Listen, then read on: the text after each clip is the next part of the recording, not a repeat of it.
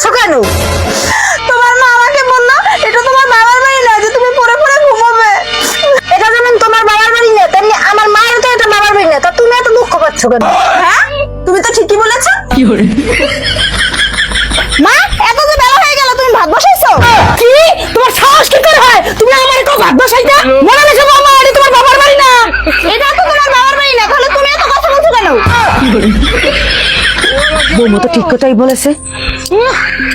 শাশুড়ি মা, আপনি যত আগে বললেন যে এটা তোমার বাবার বাড়ি না, তোমার ইচ্ছে সব হবে। হ্যাঁ, আমি তো ঠিকই বলেছি। তাহলে শুনে রাখুন, এটা আপনারও বাবার বাড়ি নয়।